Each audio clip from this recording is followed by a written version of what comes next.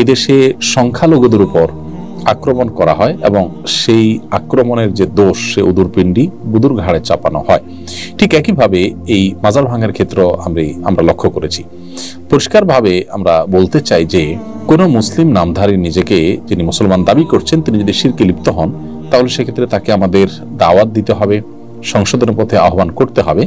তার যে মাজার সেটা ভেঙে, যে মাজার সে সিজদা করছে বা যে মাজারকে তিনি পুজো করছেন অথবা সেখানে তিনি শিরকে লিপ্ত হয়েছেন সেটাকে ভেঙে দেওয়াটাই সমাধান নয়, তাকে দাওয়াত দিবেন।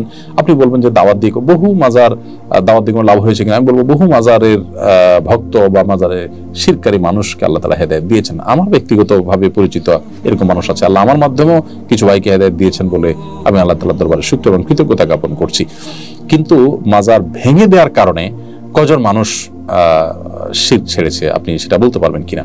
দেখুন, আপনি যদি কোনো কাজ করার কারণে সেটা দিন শেষে ইসলাম এবং মুসলমানদের ক্ষতি ডেকে আনে, ইসলাম মুসলমানদের দুর্নামের সুযোগ পায়, ইসলাম এবং মুসলমানদের দাওয়াতি কাজে বাধা সৃষ্টি করার কারণ হয়, তাহলে সেক্ষেত্রে সেটা মনে রাখবেন যে ইসলামের কাজ নয়, সেটা শয়তান আপনাকে নেক্সট সুরতে ধোঁকা দিয়ে আপনার দিয়ে এই কাজগুলো করাচ্ছে।